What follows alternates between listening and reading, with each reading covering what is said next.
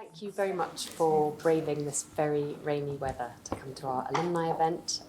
Really nice to see a range of alumni, current students and staff. We do this every year. We choose a topic we think is interesting. The topic this year came from discussions with alumni at the reception, so please feel free to suggest things for next year. It's social media and history. We invite 3 different historians to speak about the topic, just to give a short talk of about 15 minutes. This year we have a medieval, ancient and modern historian. We have talks, we have questions afterwards, and then we have a reception. I'm Sophie Page. I'm a medieval historian. I've been in the department since 2002. My wonderful colleagues will give 3 short talks, not this year in chronological order. So our first speaker will be Antonio Sennis on the topic of gossip in medieval Europe. Antonio is an expert on space and memory, on ritual and identity in monasteries. He's currently working on fame and reputation, which provides a great link to this topic. And one other thing before I hand over, we've been putting these postcards out. We have a new linked-in group for alumni, which already has quite a few members. So it'd be great if you wanted to join, take a postcard. Okay, I'll hand over to Antonio. Thank you, Sophie, and thank you for inviting me to talk to the alumni. Who, you represent our past and our future. So it's great to be talking to you, and I hope that you will not be wishing that you hadn't studied with us after this after this talk. So. What I thought was, I was thinking about giving some ideas about why gossip is important or useful for historian, what it can tell us about social groups in the present, in the past. In a sense, at the end, it might be sort of useful to think that people in the past were actually more similar to us than we might think, but also there were difference. There are difference in the ways in which, for example, gossip could be in the media that might be used to for gossip to circulate. So what I will sort of say is something about the politics of talk and reputation, and something about what the media through which gossip affects fame and reputation, and what they can tell us about the different cultural and historical context. Just to sort of put my cards on the table, it's clear to me that fame, reputation, gossip, and talk are really intertwined. Gossip and talk generate fame and reputation, and vice versa. But talk and reputation are also strongly connected to memory, to commemoration, and to the ways in which a community looks at the surrounding world and reflects upon it and upon itself. And in a sense, precisely because the creation of reputation involves every member of the social group, even those who say that they don't care about it, even those who say that they never gossip, even those who say that they don't care about fame, then gossip and talk can be treated really as globalizing phenomena. So, for example, fama, gossip, reputation, can be used as a tool to analyze the social structures of, for example, 12th century Tuscan countryside villages. There, precisely because of their pivotal role in creating fame and reputation, gossip and talk could really turn into transgressive social phenomena. They could indeed be part of the arsenal of weapon of resistance that those at the lower end of social spectrum, peasants, for example, had at their disposal to redress the balance of power and at the same time create mutual bonds of cooperation and self-identification. In general, reputation depends on social circumstances and on the collective representation and shared meanings which are valid within them. A person can be hugely famous in one context and completely unknown in another. My son talks about really famous rappers that are completely unknown to me. At the same time, I speak to him about really famous rock guitar players who are really unknown to him, just to show that, you know, I don't talk only about history with my children, or never about history with my children. So in more than one sense, fame is therefore a situational construct, just as identity is. But who controlled the media through which gossip circulated? And this is something that we have to ask ourselves about any social group that we study in the present or in the past. So, for my social group, for the medieval social group. So, although fame, gossip, and talk are generated and circulated at all levels of society, for a considerable part of the Middle Ages, their written dimension, so their primary medium, was controlled by clerics. From a formal normative point of view, ecclesiastical elite were indeed able to exercise a certain control over the development of the notion of good and bad reputation. This is not surprising. Clerics were the ones who wrote about these things, and they knew about the power of writing. However, throughout the Middle Ages, ecclesiastical elite looked with some discomfort at the power that gossip had in affecting reputation.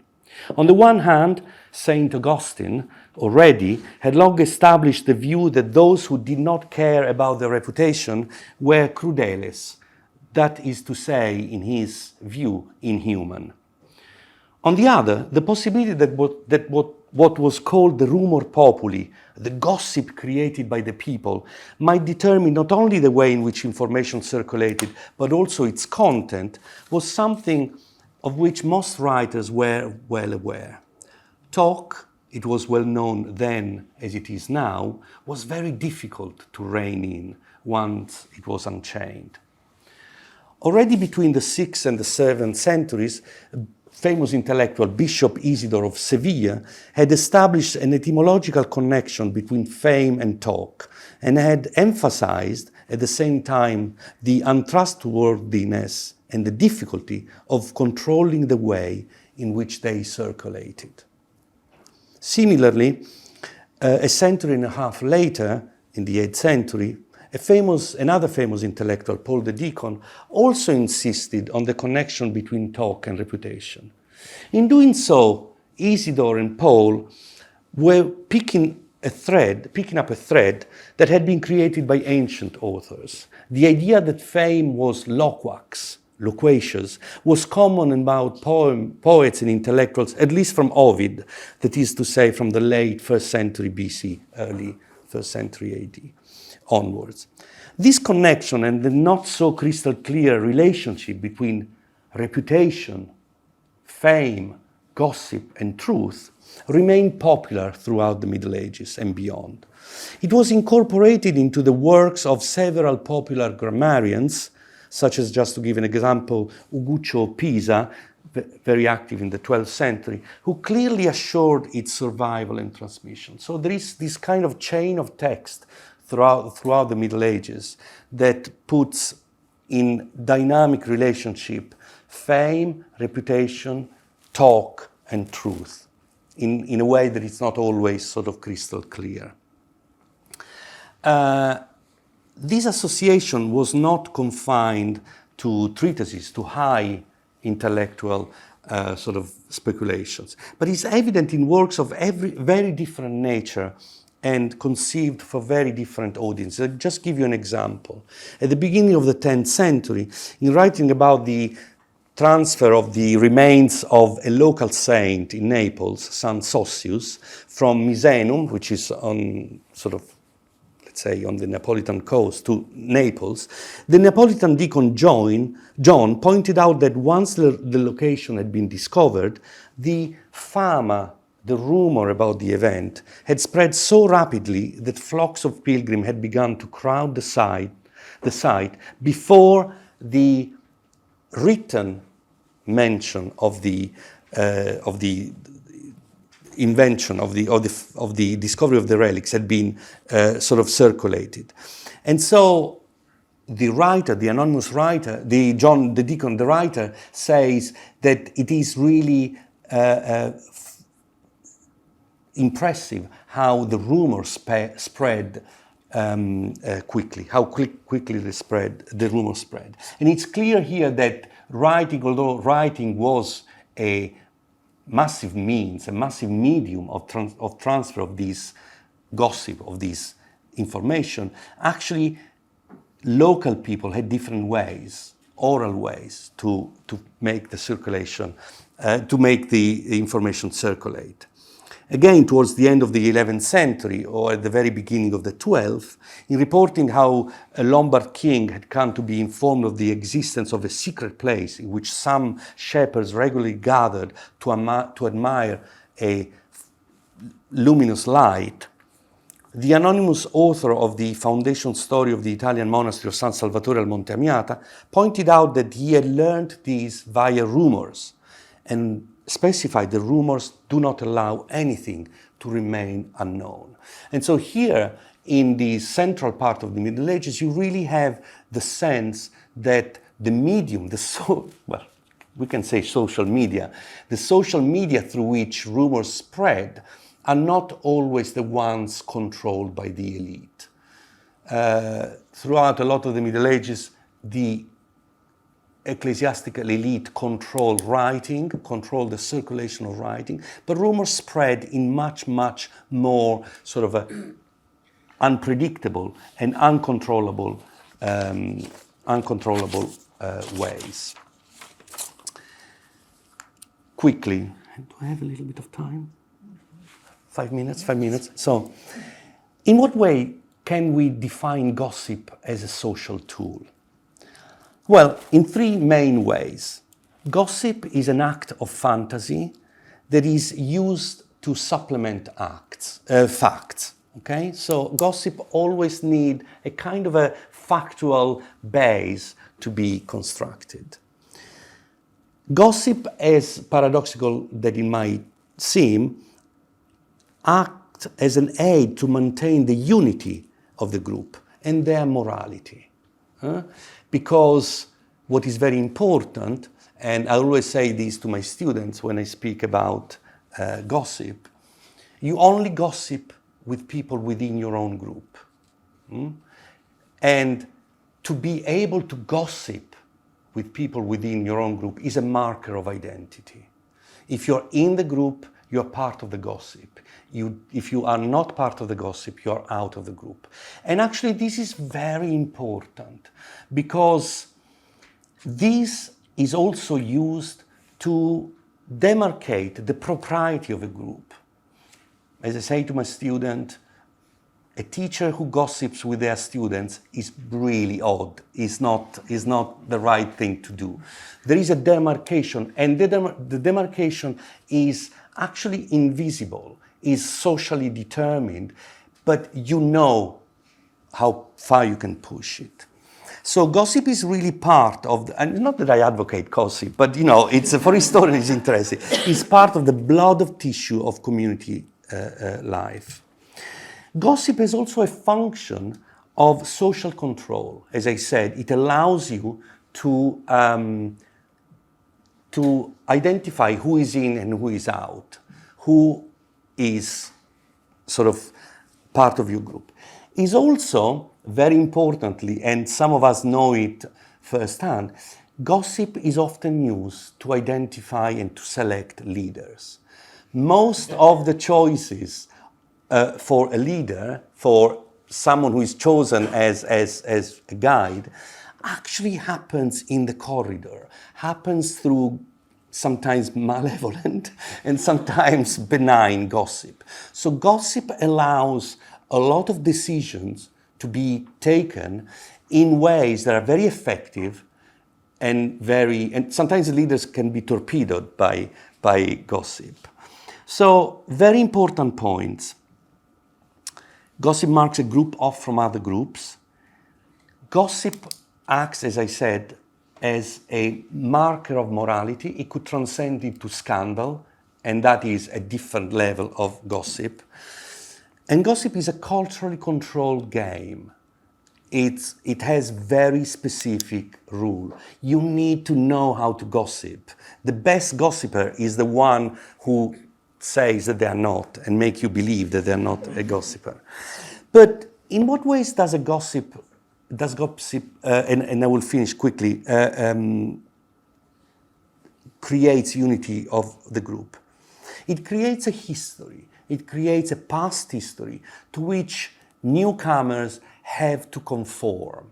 Okay? It creates a base of shared identity. Whenever you come into a group, someone tells you the real stories, the real past of the group, and that is created through gossip. And I say gossip. I use the term gossip without any moral value. It's this kind of informal talk. Very quickly, for medieval gossip, what are the media through which gossip can be circulated? The first I mentioned, writing. Writing is a very important medium of communication throughout the Middle Ages. But images. All the Italian communes had the so-called pitture infamanti, the kind of paintings on the outside of the palazzo of the comune, where those who were banned, the banditi, were depicted and kind of for future memory.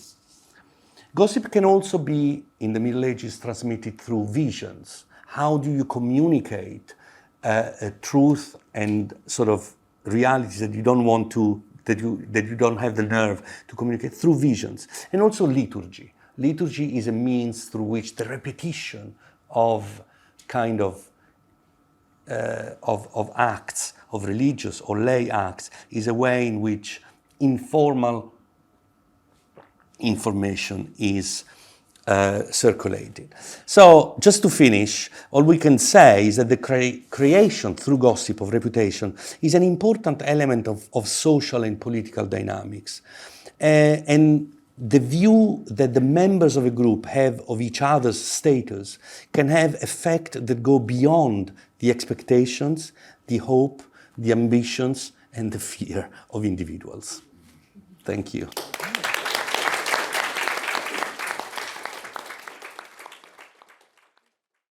Our second speaker is Bennett Solway. Bennett is an ancient historian of Roman law, of imperial history, of travel and geography in the Greco-Roman world, and one of the world experts on Roman epigraphy. And he's going to talk about gossip, rumour and fake news in the Roman Empire. Thank you very much indeed, Sophie. And thank you, Antonio, for softening up the audience to the definitions of gossip and the various media by which it might be disseminated.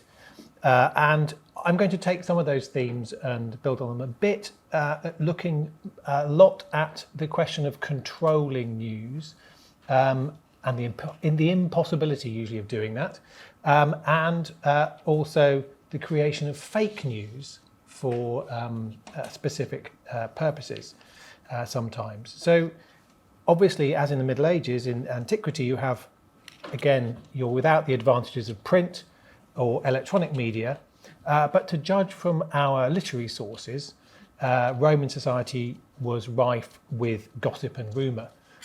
So, for instance, the work of Suetonius, which is the title, as far as we can gather, although often translated into English as Lives of the Caesars, is actually De Vita Caesarum, that is on the lifestyle of the Caesars. And it's very, very much focused on evaluating and assessing on the basis of deeds. And there is a sort of a recapitulation at the end of each of the lives of the good and bad points of the various emperors.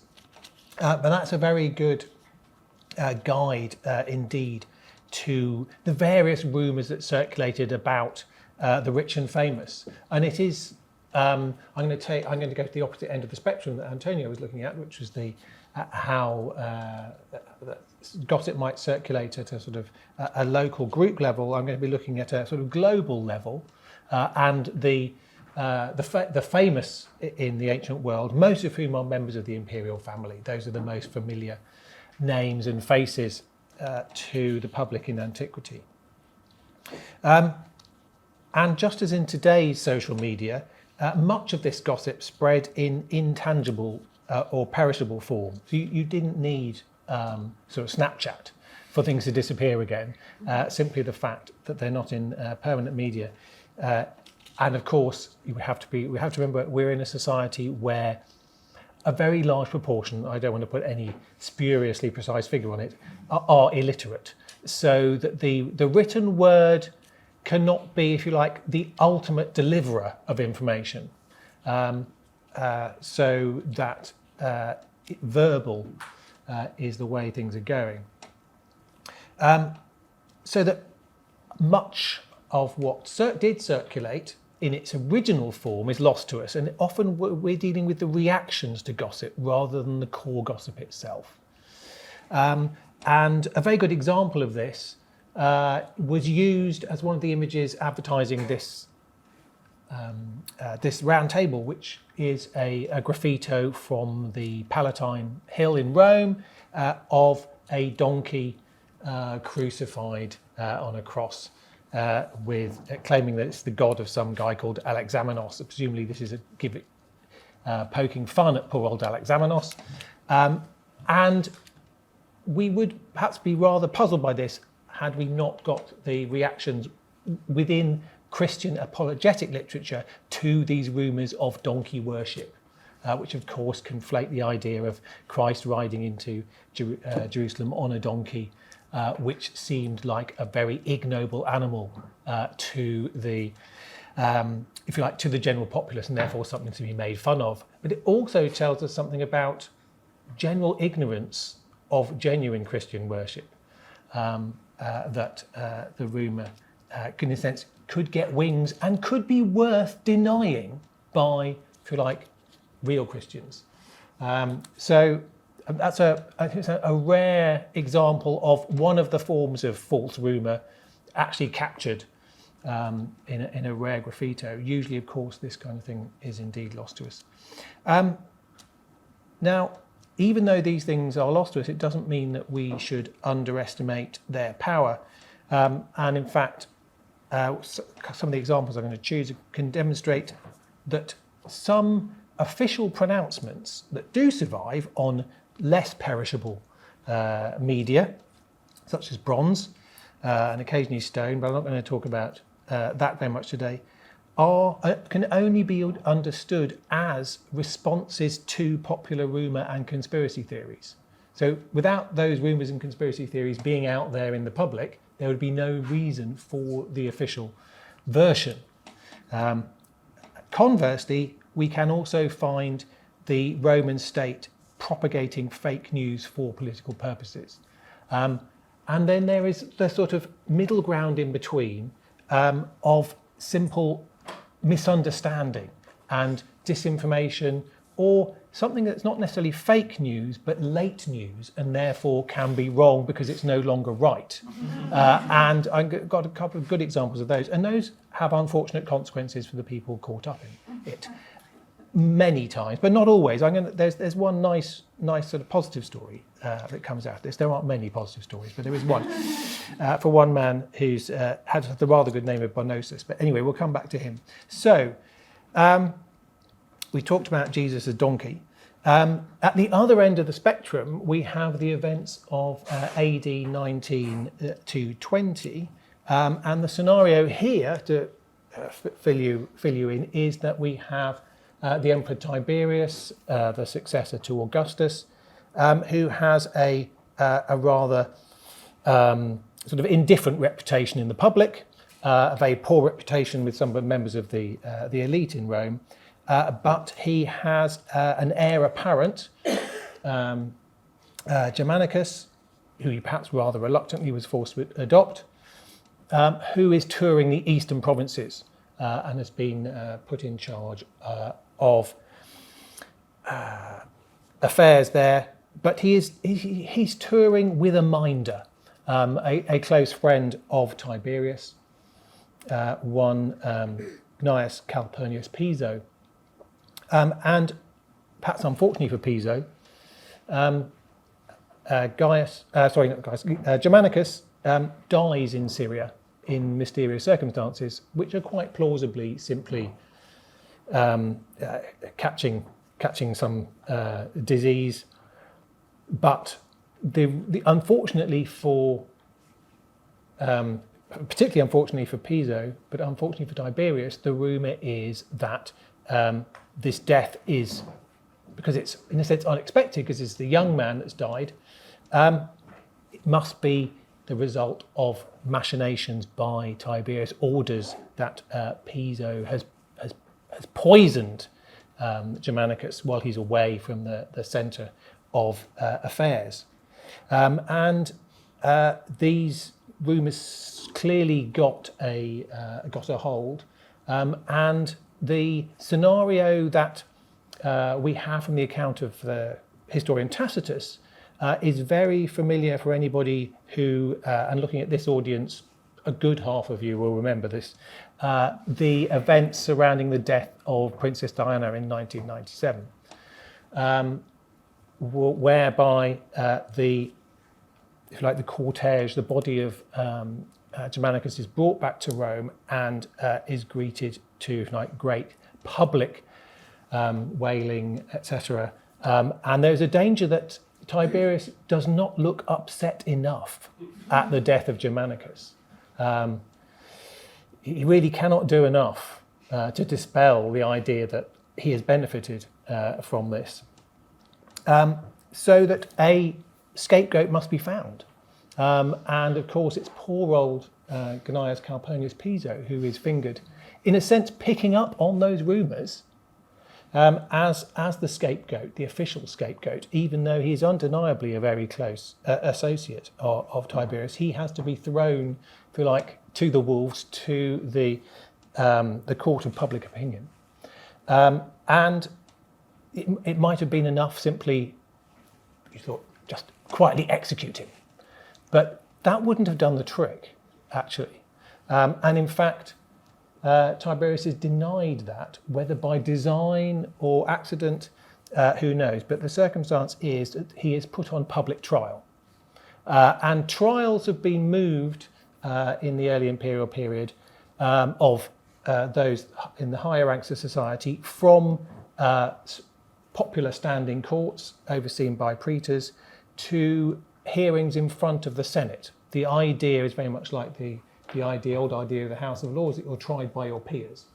So that Piso is put on trial in front of the Senate for treason, and his crimes, as indeed the account tells us, are supposedly revealed and proven, but Piso himself commits suicide before the end of the trial, which on the one hand, of course, means that he avoids some of the worst penalties and that could have come with being convicted. And certainly the penalties that are handed down to his family members are very much mitigated, which suggests that really it's thought that there wasn't necessarily a serious treason going on here. But Tiberius still needs to have, if you like, his day in court. And therefore, although the trial cannot be properly concluded, the Senate can have a debate and come to its own conclusion about posthumously about the guilt of poor old Piso, which is then recorded for posterity in a decision of the Senate, a senatus consultum. And this senatus consultum, along with a record of the speech given by Tiberius, survives in copies on bronze, one complete copy, not in Rome, very little survives on bronze in Rome, but because it was disseminated throughout the empire. And we have the best preserved copy from southern Spain, from Baetica. And this, were I to have any PowerPoint, I would show this to you now. But it's a very long text, which most people are not going to read to the end of. But it very, very helpfully tells you, and this is quite uncharacteristic actually of Roman official pronouncements, what it's about in very large letters all the way across the top. It says SC, Senatus Consultum, De Gnio Pisone Patre, and then who put it up, the proconsul who put it up. So you know what it's about. And at the end, in a sense, we know why it's there, because we have the publication clause included, in which the Senate very grovellingly says that this might more easily, quo facilius, that it might more easily be known to posterity. It actually says to the memory posterorum, the memoriae posterorum, that it should be inscribed on bronze and it be disseminated to be inscribed on bronze to the most frequented city of each province, and in that city be put up in the most frequented place. So there is an idea that in order to reach the deepest reach into the public, you need to have it in the most prominent position in not every city in the province, but in the most frequented city in the province, so that somebody who can read will be able to, when someone comes up and says, "What's that about?" will be able to interpret it to the crowd. And because you're in the most crowded place, that's the way to reach. There's an understanding of networks behind the publication clause. There's also an understanding of key stakeholders in the state as well, because there's, as well as the most frequented place in the most frequented city, there is at the standards of the legions in their winter camps. So the other group that's going to be reached directly by this are the soldiers. So this is to reassure them that Tiberius has found the guilty party, and even though they wickedly committed suicide, we pass judgment on him even in death, and I'm disseminating this throughout the whole empire. Anyway, so that is a case where that document, almost in its memorialized bronze form, almost certainly would not exist had there not been a very, very strong rumour that Tiberius was having to counter by doing so.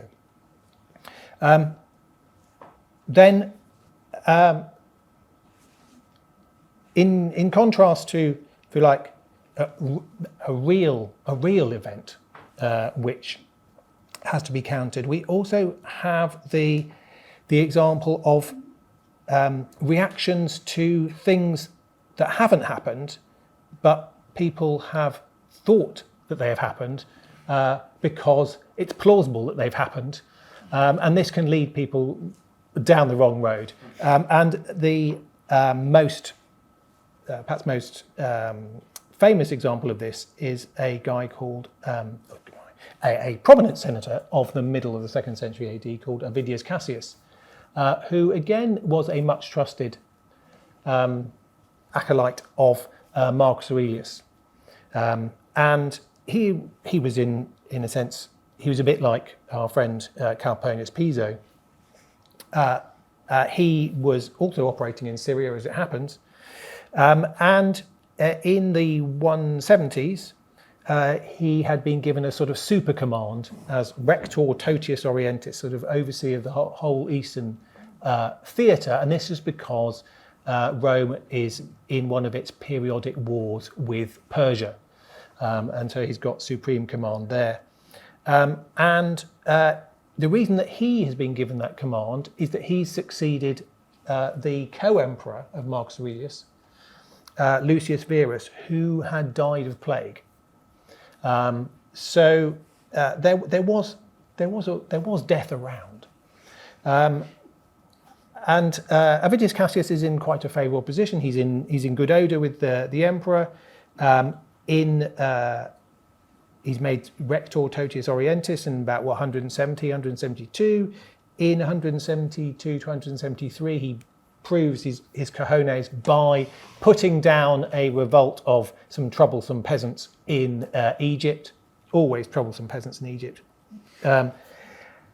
And it would seem that there was a plausible rumour that Marcus Aurelius, who had left Rome in order to go north to fight on the German front, had died. And so Avidius Cassius, whether he himself or one of his advisors, takes the perhaps rather bold decision to declare himself emperor. Unfortunately for him, the next bulletin is that Marcus Aurelius is very much not dead. But he's gone a bit too far by that point. After 6 weeks or so, he is put down, and Marcus Aurelius does a tour of the East with his son Commodus, who is promoted.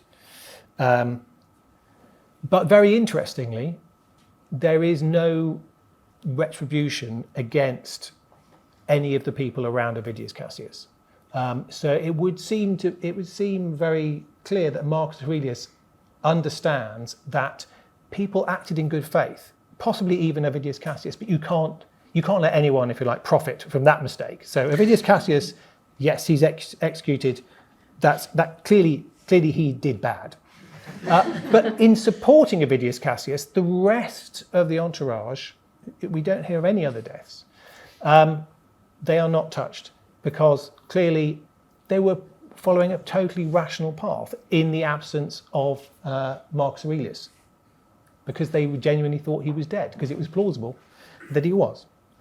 So that's a case of false rumour leading to unfortunate events. We have another example, not in itself of intrinsically fake news, but of news that becomes fake news because events move faster than the news can move. And this is, in a sense, a repeated pattern in Roman imperial history, which is the problem of communication over very large distances, especially if you're trying to rule an empire from one central location, decision-making location. In the later empire, in a sense, they get around this by devolving government a bit. But there are quite a few missteps along the way before that occurs to them as being the ideal solution. And one of the major missteps, one of many missteps in the year AD 238, happens in January. Or it happens in January if you're in North Africa, but it doesn't happen until March to April if you're in Egypt. And this is the reign of the Emperors Gordians I and II, who never, again, it's a bit like Avidius Cassius. They didn't intend to be emperor, but they were cornered, literally. Antonius Gordianus was the proconsul of Africa, which is a very senior position. But it's a position in a province that most of the time does not have any troubles, and he did not have any legionary troops under his command. There was a detachment of the urban cohort in Carthage, which was his main base, but he wasn't in Carthage. He was in a place called Thysdrus, in the backcountry, so to speak, and he is cornered by a peasants' revolt. And they have him sort of by the short and curlies, and he has two options at that point. One, submit and be killed by the peasants, or accept their acclamation of him as emperor. So it's a sort of lose-lose situation, but it buys him a little bit more time to accept acclamation as emperor. But he realises how dangerous this is, of course. He's living in the shadow of what happened to Avidius Cassius, and he may in fact have been born about the time of Avidius Cassius' was revolt, but that's neither here nor there. But he clearly has an understanding of the speed of news and how you have to try and get ahead of it. Because obviously one of the most dangerous things to him is the emperor who is on the throne and who is conveniently distracted by fighting the Germans, which is again another repeated theme. Persians and Germans, they come in a lot. Anyway, Maximinus the Thracian is not in Rome. Okay, so he's in Carthage. There's Rome in central Italy, obviously, and the emperor up on the I think possibly Pannonian frontier at this point. So he is, in, if you like, communication distance terms, he has got mostly water between him and Rome, whereas the emperor has mostly land between himself and Rome, so that his connection to Rome is faster. It's a bit like having a sort of air bridge in modern terms, rather than sort of going by train. So what he does is, to convey the news to Rome of his the happy event of his accession, he sends some soldiers with two missions. One is to tell authorities in Rome that he is now emperor. Let's see if they'll buy that. But to encourage them to buy that, also to assassinate the Praetorian prefect in Rome, the one person who's very most likely to be loyal to the Emperor Maximinus. So if you can knock him out before he knows what's happening, you've got a chance. And he succeeds at that. So all's looking good. And in fact, it's looking so good that the Senate, again, they get the misstep here is that they acknowledged Gordian and his son as emperors, and reject Maximinus and declare him a public enemy, which is slightly foolish because they don't have any army, and Maximinus has an army, even if it is up in Pannonia. Gordian doesn't have an army, and in fact, by the time they sort of decide, yeah, we'll go with Gordian and condemn Maximinus, Gordian's dead, because closer in North Africa, in the neighbouring province of Numidia, there is a legion under a man called Capellianus who is loyal to Maximinus, and puts down this troublesome aristocrat and his son with no problem whatsoever, because they don't have any troops. But now you have the Senate in support of a dead emperor, no army, and a rather irate emperor in Pannonia. Meanwhile, of course, the authorities in Rome have communicated to the provinces that the Gordians are now emperor. And this news then passes to Alexandria, where it is promulgated, and the Gordians reign in Egypt, and we know this from contemporary papyri, in the spring of 238, in a period when they were actually already dead. So it's a virtual reign in that sense. Created, it's real, because people thought they were being reigned over by the Gordians, but in reality, it's unreal because they're already dead. So not to take up too much more time, I'll skip forward over a few other entertaining examples. But come to some good news, because I don't want it all death and gloom and doom. But another case of poor communication. And this case is really a sort of, I don't really know there's probably a PC version of Chinese whispers, but I don't know what it is. Anyway, so those who know the grain Chinese whispers will know what I'm talking about. So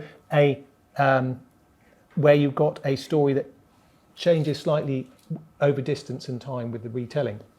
And this is around the very good news of the nomination of the eponymous magistrates, the consuls who give the names to the year for the next year. But in the 4th century, there was a new complication because we had 2 imperial courts, one in Constantinople and one in the West. Not always in Rome, in fact, very, very rarely in Rome, often in Milan or Trier or somewhere else. And they were trying to agree who these 2 people should be each year in advance over distance. And it seems that in the year 344, the court in the West proclaimed the wrong general from the Eastern court as consul in the West. This is very, very much like the occasion at the Oscars a few years ago when the wrong nomination was declared as having won. Okay, so what do you do? How do you take it back? And we know this is promulgated because this is on bronze and stone and various dating formulae from the first 4 months in the West. But then they do switch to describing the same person as we find in the East later on in the year. But what is very interesting, the change of consuls during the year is not unheard of at all, because people can fall out of grace and they can be damned politically and their name can be struck out and somebody else's name can be put in, and that very often happens. We know that the Mr. Bonosus, the general, he doesn't get damned because his name is not removed from any of the documents that had been genuinely circulated with his name on. And he's very much not dead because he turns up 10 years later, still alive. And it seems most likely that simply using the sense he was allowed to keep the accident to his credit. So he benefited from a miscommunication, which is rather nice. Whereas very, very frequently there can be like malign communications that are falsely attributed to individuals. And a number of those are complained about in the history of Ammianus. But I want to go to my last example, which is where we have the Roman state itself using or creating fake news to its political advantage. And this comes in the very, very dark days of AD 626. Dark days if you're living in Constantinople, because outside the walls on the European side we have the Slavs and Avars, and on the other side of the water, you could just see them across the Bosphorus in Chalcedon, we have a besieging Persian army. So things are not looking good. However, the commander of the Persian commander has been sort of sitting there trying to besiege the city, not very successfully, for 6 months or so. And the Shah, Khusro, has got a bit fed up with this, and so sends a letter with an agent ordering him to kill the commander and take over and move the army to a more useful position, because this isn't going anywhere. Now, this very, in a sense, usefully for the Roman point of view, and this is where we don't know how much of the invention is, where the invention starts, and we could talk about this in discussion. There are different versions of this, but the Romans claim to have intercepted this communication, and they show it to they leak it to the Persian commander and persuade him to switch sides. Now, they don't just leave it at that, because he then agrees to, in a sense, publish the letter, having adapted it to say that all 400 of the officers in the army are to be executed on the order of the Shah, and that secures the whole army switching sides. That certainly happens. The question is, where does the invention begin? Did the Shah ever write that letter? I'll leave it there. Brilliant. Thank you very much.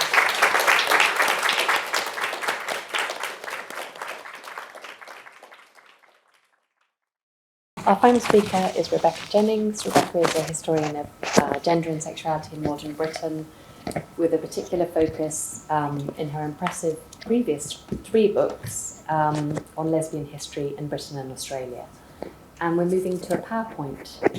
I decided to go for a more high-tech version, which was probably a mistake, but will give us some pictures to look at, if nothing else. Okay, so we're jumping a very long way forward to 20th century Britain, but picking up some of the themes, I think, that Antonio and Bennett have been talking about. So I'm going to talk to you about problem pages and also letters pages in newspapers and magazines of the sort of mid-20th century. So problem pages are not a new thing in the 20th century. They in fact date back to the early 18th century. So periodicals in Britain have been featuring advice columns of various kinds since that period. In the early 18th century, advice columnists were generally men. John Dunton is credited with being the first advice columnist in the Post-Angel in 1701. So it's a form that kind of evolves through the 18th and 19th centuries, shifting in its focus depending on the kind of social norms of the time and the readership of the particular papers that we're talking about. But I'm particularly interested in the early 20th century, at which point problem pages are really quite radically reimagined in the context of the emergence of the popular press. So there's a significant shift in publishing history from the late 19th into the early 20th century. The Victorian morning papers tended to go for a more kind of respectable focus on politics, on commerce, on international diplomacy. So they're very much interested in the kind of the public sphere.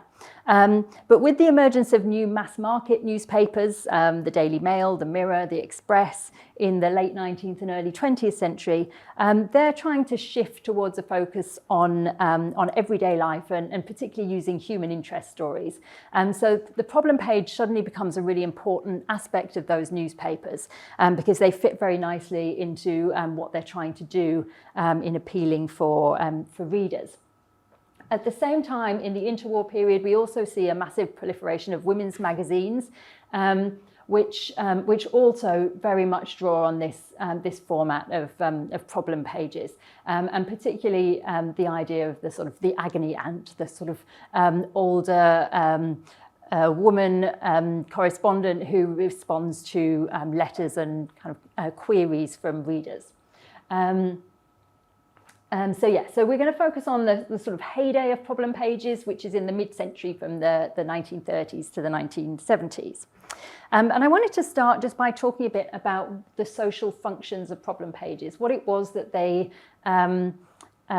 did for the readers, for those who are writing in, and also for the newspaper barons of the interwar period who are trying to sell their newspapers.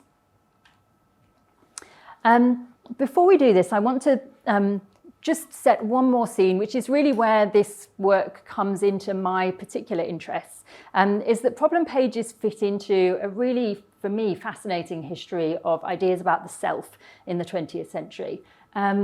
There's a whole kind of body of literature which argues that the 20th century sees a gradual kind of taking hold of an idea that expressing one's private self or finding out what one's identity is and then telling other people about it is really essential to society and to the way in which we understand our culture.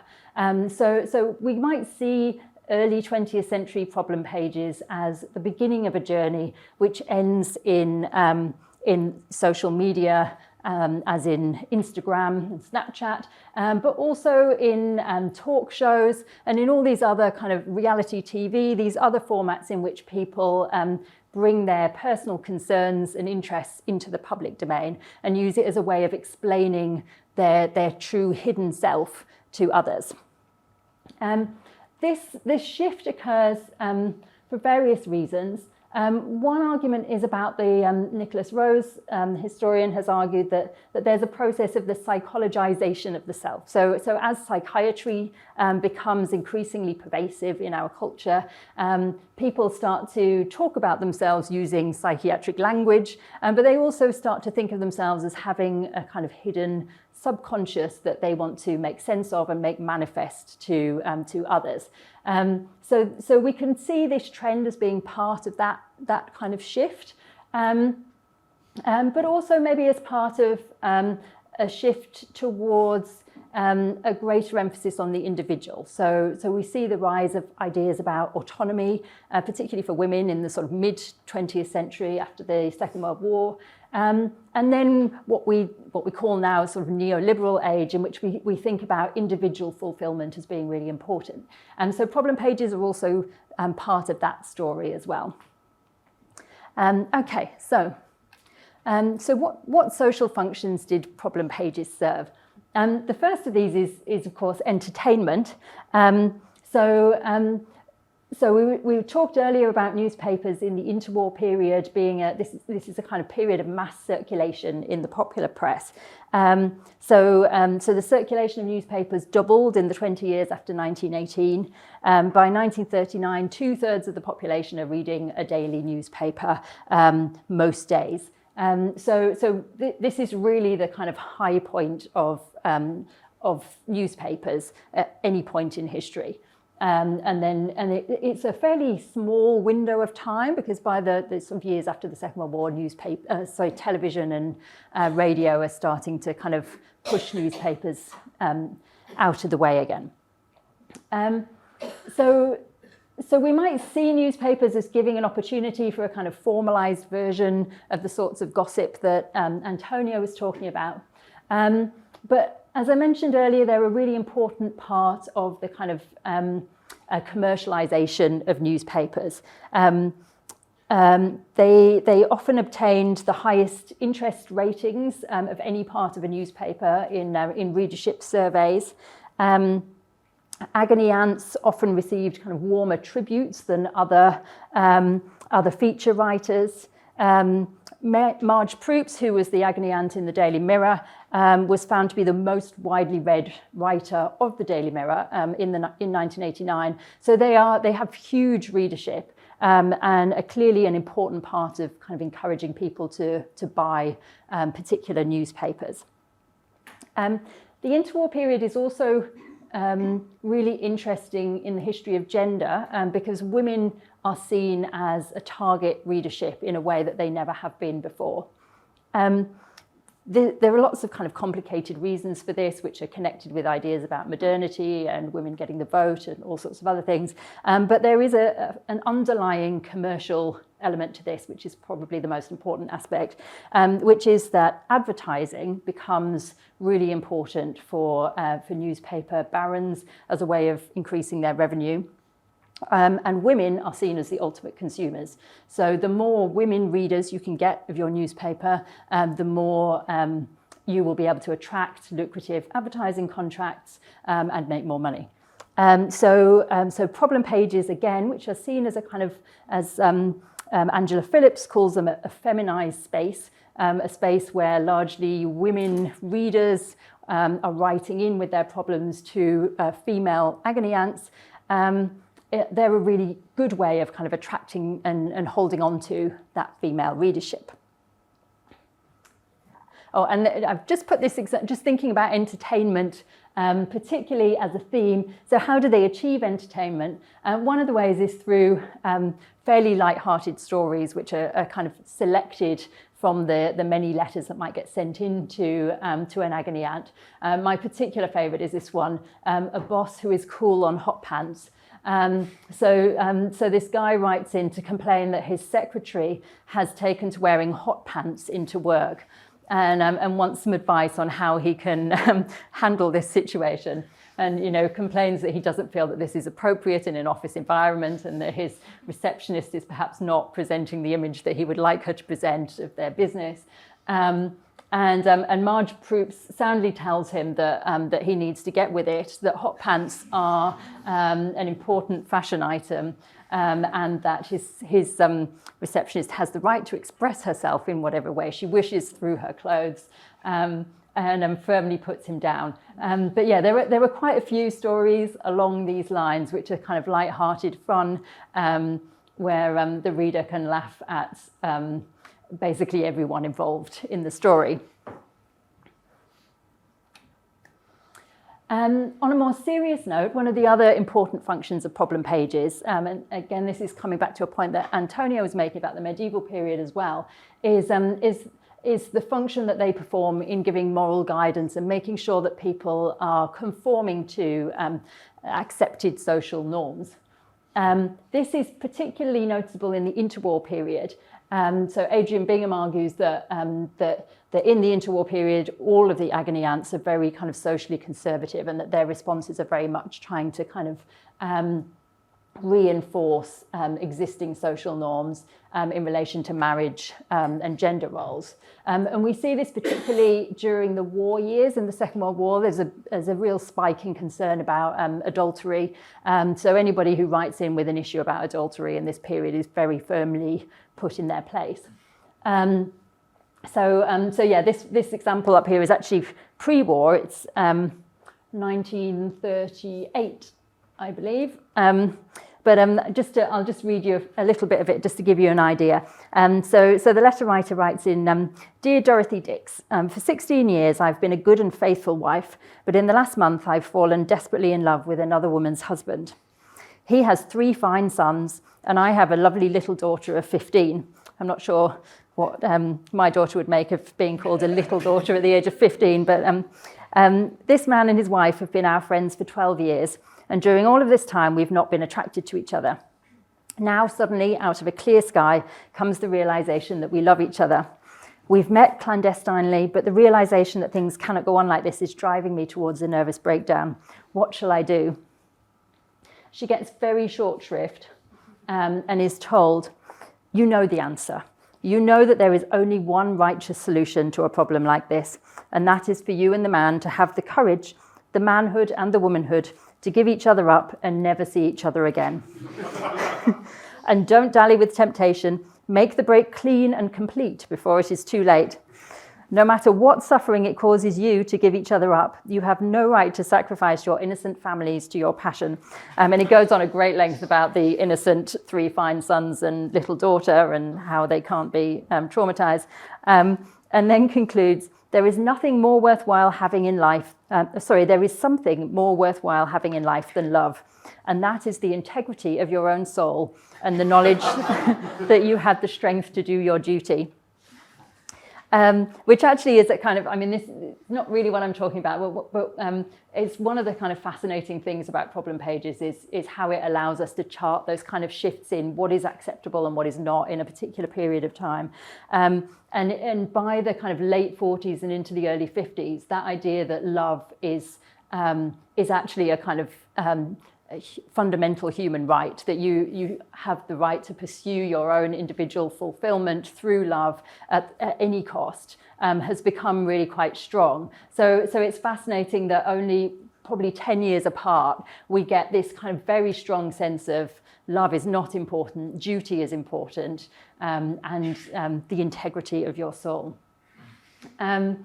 So this is kind of in the interwar period, particularly there's this strong push towards reinforcing social norms. And by the 60s and 70s, we're starting to see agony ants trying to push the boundaries a little bit of what is acceptable, using problem pages to raise issues which have previously been taboo.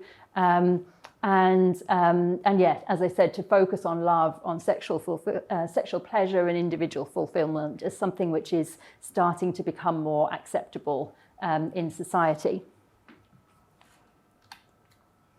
The third role that they play is information. And we can't really overstress the importance of their function in providing information. This is an era where we obviously don't have the internet. A lot of people don't have access to books about these kind of personal questions of social roles, sexuality, and so on.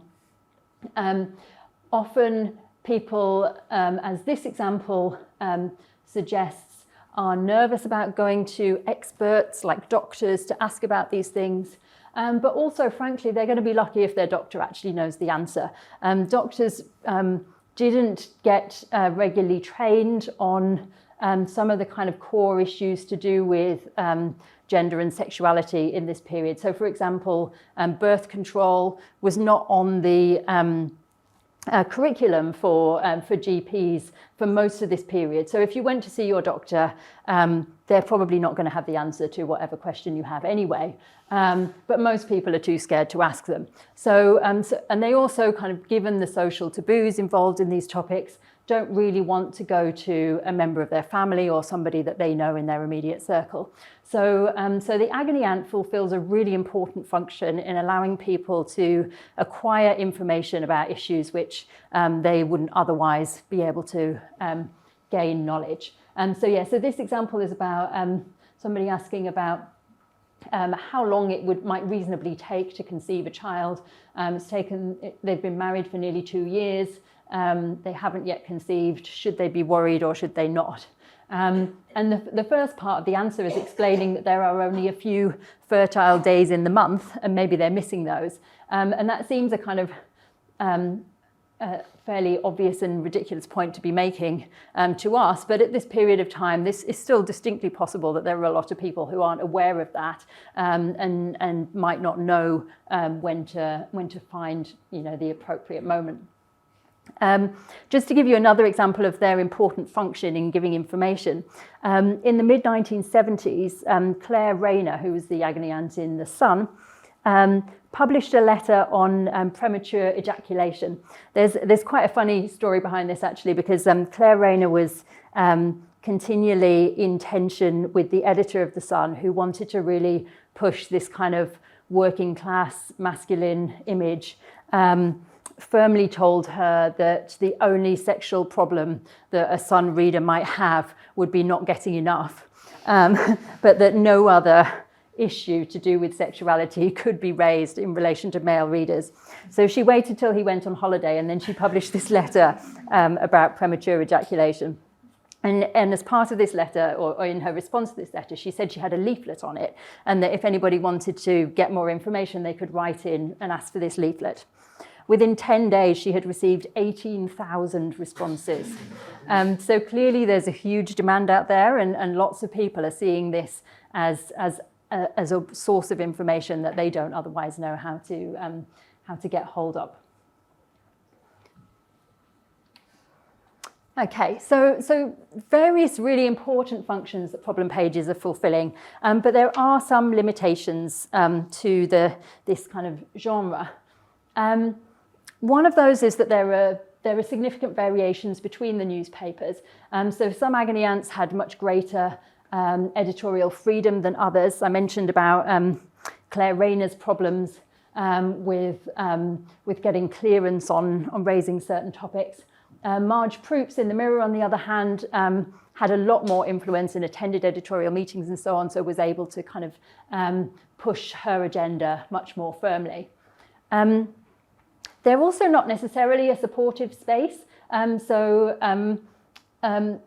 We looked at that example of from the interwar period of kind of being told roundly that certain behaviour is not acceptable. But also some agony ants could be frankly quite unpleasant. Sometimes they would publish letters and then be really quite sarcastic in response and put down their readers quite firmly. There were also certain topics which remained taboo really throughout the kind of 20th century. So this example up here, which I need to credit Ellen, who's kind of halfway back there, my PhD student, who found this one and very generously shared it with me. So this was a letter to Woman's Realm in the 1960s, 1966.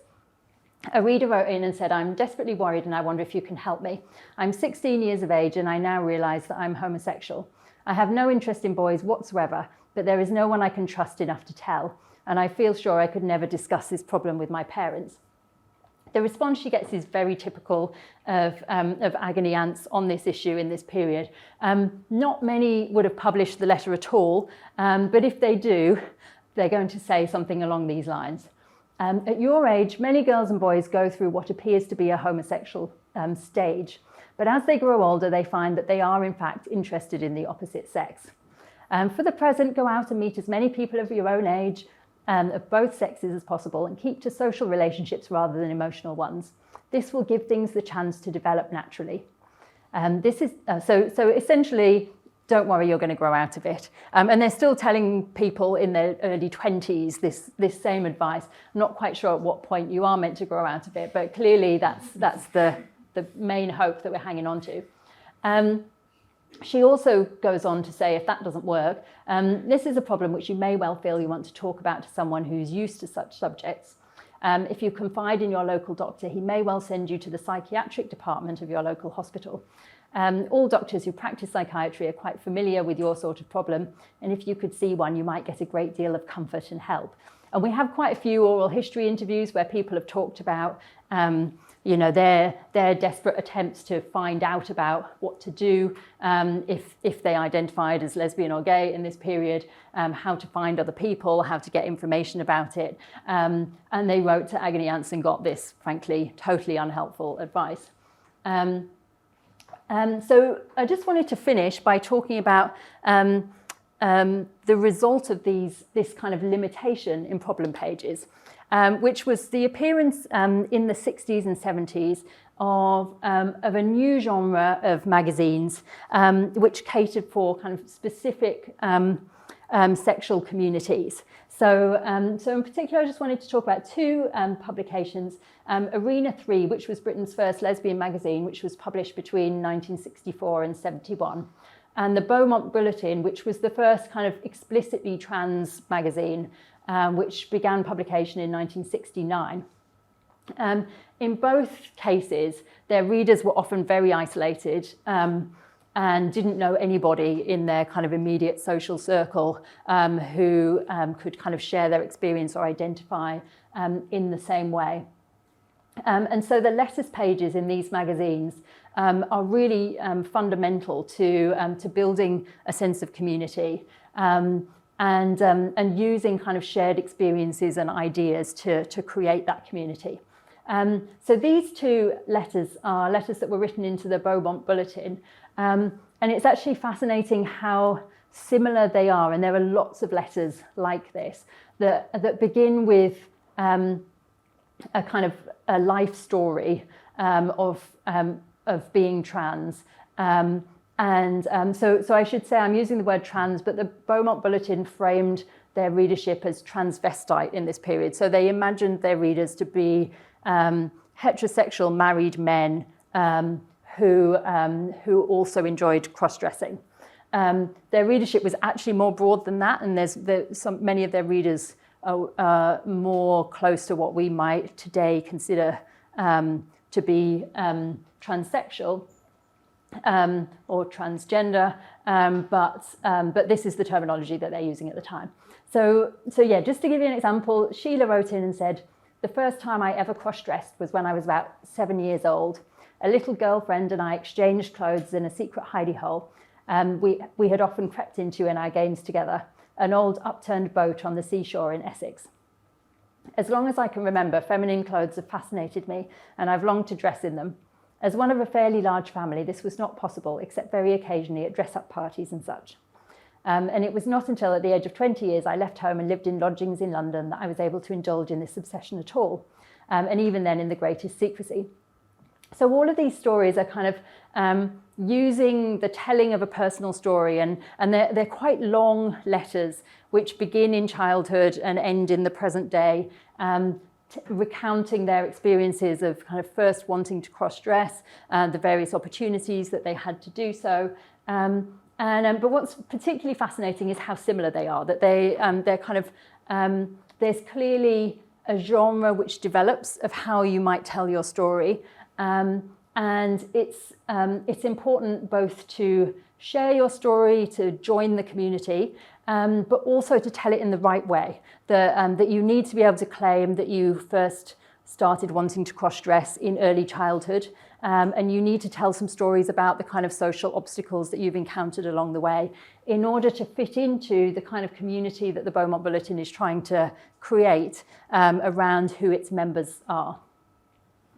And I just want to finish with a final example from Arena 3, just to come back to this point that Antonia raised about the boundaries of these communities, that this telling of personal stories is as important in saying who doesn't belong as it is in saying who does belong. And this is most obvious in Arena 3 in discussions about married lesbians, which was a very fraught topic throughout the period of Arena 3, as to whether or not married women could claim the name lesbian or not. So just to give you one example, Mrs. R from Essex wrote in February 1969 saying, "Dear Esme Langley," that's the editor, "I live on the borders of Kent and Sussex and should so much like to hear from other married readers, especially those with children, as to how they cope with the problems they inevitably must have if, like me, they only discovered their innate homosexuality after several years of marriage and children, and then realised all that their relationship with their husband lacked."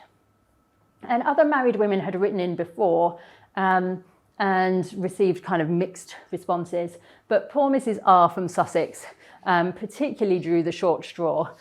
So there were a lot of responses to her, I think, fairly innocuous letter.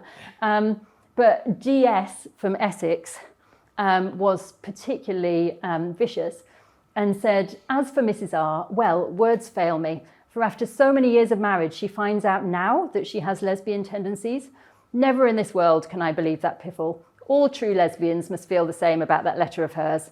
I would advise her to think again and ponder on just what a real lesbian is, looks like, feels like, and acts like. Then perhaps she will, tuck the kids in bed as usual and sleep happily with her husband, knowing that she just hasn't got what it takes to qualify for the title lesbian." So that well and truly put poor Mrs. R in her place, and also clearly articulated for all readers of Arena 3 that claiming to be married and a lesbian was really not acceptable within the community of Arena 3 readers.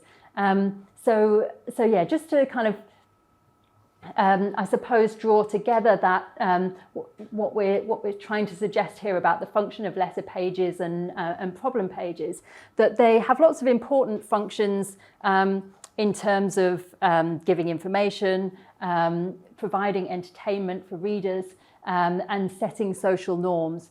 But they, just as telling one's personal story is important as a way of joining the community, it's also important as a way of defining that community and saying, okay, these people are our people, and these people are not.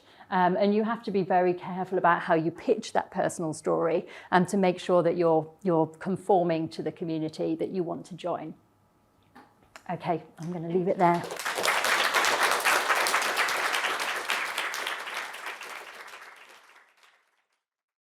But there were 3 wonderful papers. I'd love to have questions from the audience.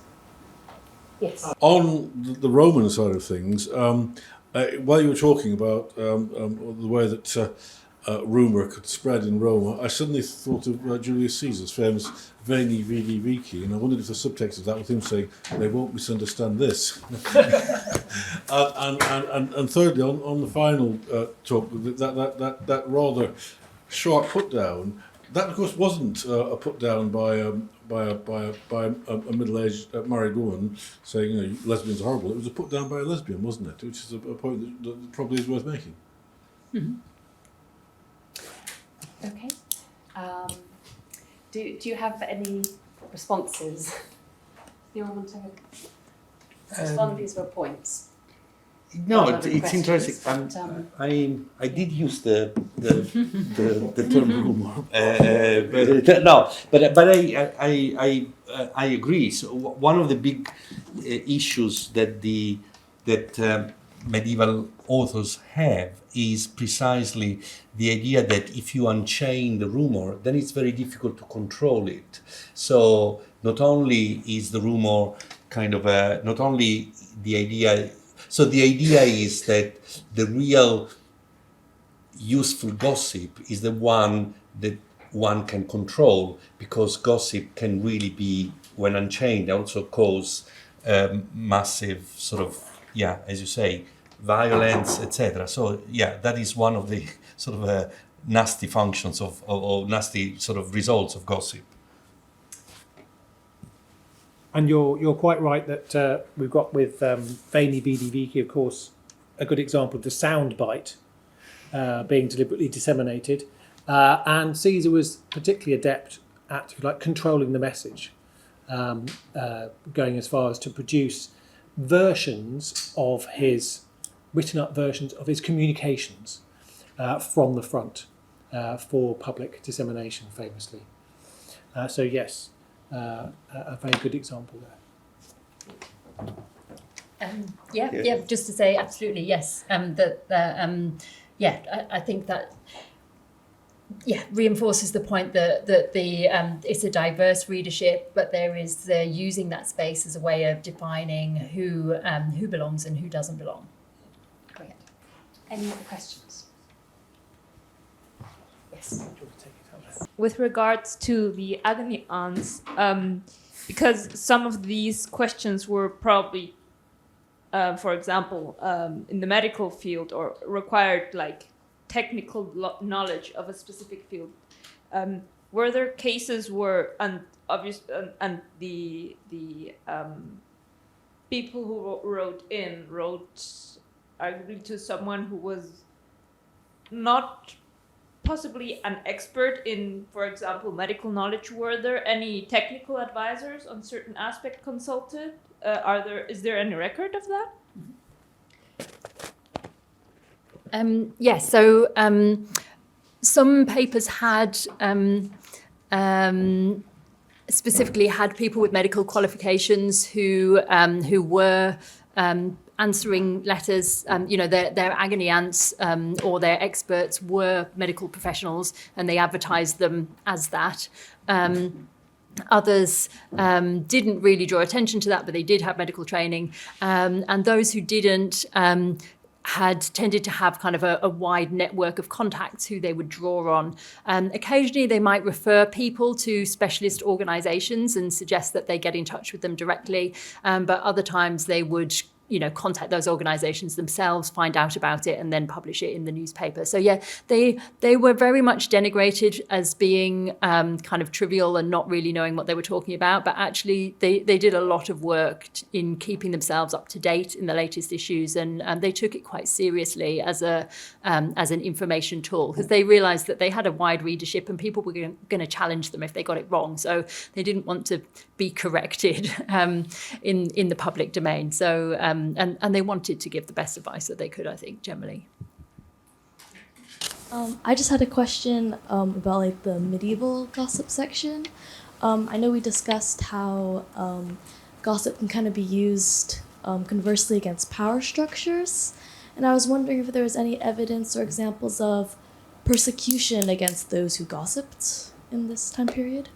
Well, there is a case which is quite interesting. In the 12th century, one of the big Italian monasteries, Monte Cassino, is quite of a kind of a really nasty lord for the peasants. And at one point, in one of the castles that they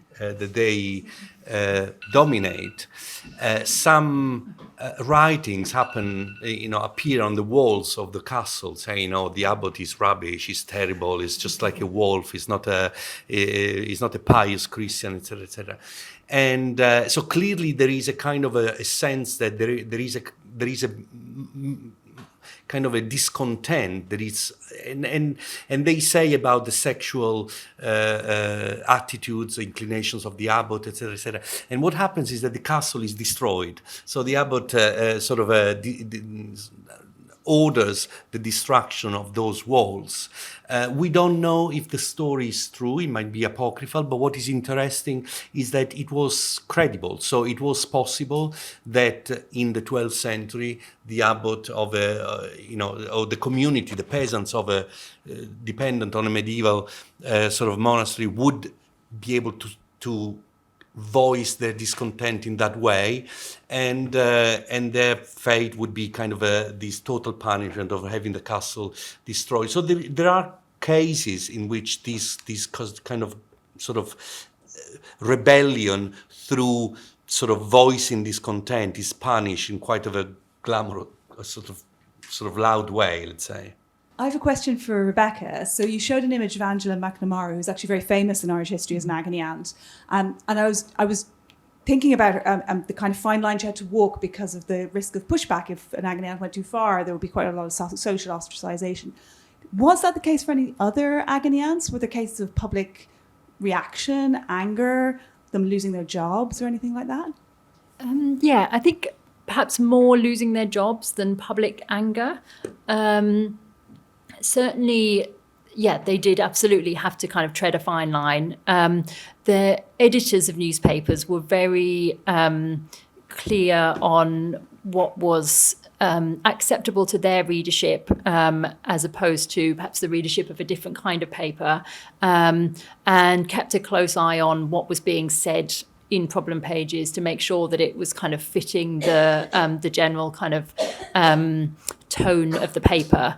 I think Marge Proops, who I mentioned in the Mirror, was really the only one who was able to push those boundaries a bit. So she raised topics in her problem page that were not discussed in the rest of the paper, and has been seen as somebody who kind of drove the agenda of the paper to a certain extent, that she was able to then push them to start talking about things in the main body of the paper that they wouldn't previously have discussed.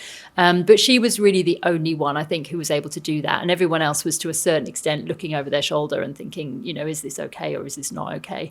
But yeah, I think, as you say, I think Angela McNamara is a kind of specific context in which there is a wider kind of social setting that she's also kind of speaking to. Well, it's a couple, if I may.